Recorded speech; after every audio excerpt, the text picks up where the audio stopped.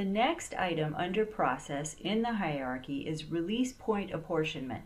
And all this means is how much of what is released through this emission unit.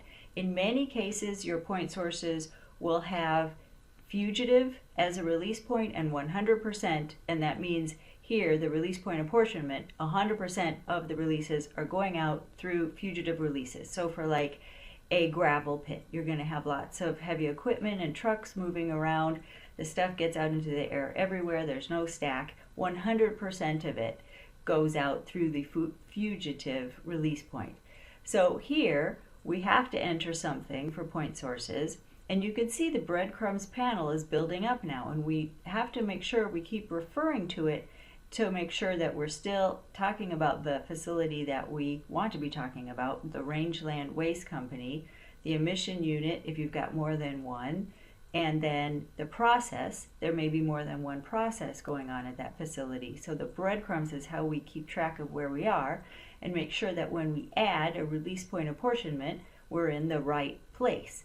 So we're going to click Add, and here it opens up a box, and it first says Release Point Identifier, that's blank. We know we have a release point. You click the drop-down box, and at first it looks blank until you look carefully, and it says Release Point Identifier 1.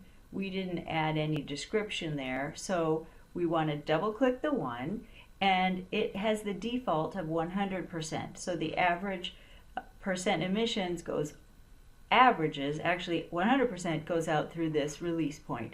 We pull this down to make sure there aren't any green fields, and then we click OK because we want to save that, and now we've identified a release point. Now in this case, and we would know this from the information that we got from the facility, in this case we know it from the tutorial, that there's no control measures, there's no bag houses or anything like that associated with this process. So the next item that's required is reporting period. So we click on reporting period, and as usual, then we click the add button, and the reporting period type code A annual is there by default. You can click on the selection box and you can see that there are different periods of time that could be selected. Most of the time you're going to pick A for annual. It could be that some are in winter, but this information would be in the information you get from the facility, and in this case our information says annual. So I double click on that and it puts it into that box. Emission operating type code is the next item, and oh hooray, here's a drop down box which in my opinion are easier to use than the 3 button selection boxes. So I click the drop down box, and again I just see code, so I have to go to the bottom and pull this over to see that emission operating type short name could be routine. It could be emissions during startup or shutdown. It could be emissions during shutdown. It could be emissions during startup, or it could be emissions during a time when the facility is upset. So we're going to double click routine, and that puts it in there. Then we see that there's throughput information. Whoa, this is activity data.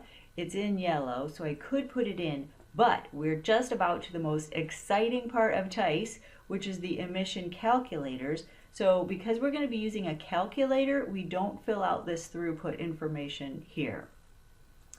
Then you can see there are more fields, including data entry, but none are in green. So again, we click OK to save this. You can see that we've got a reporting period listed, and it says annual. And now you see, ta-da, the most exciting button of all in TEISS, the estimate button. And if you click this button and you follow the process, which we are going to do now for the Rangeland Waste Company, it will produce estimates of emissions and it will load them into TEISS. So we're going to go ahead and do that. We're going to click the estimate button.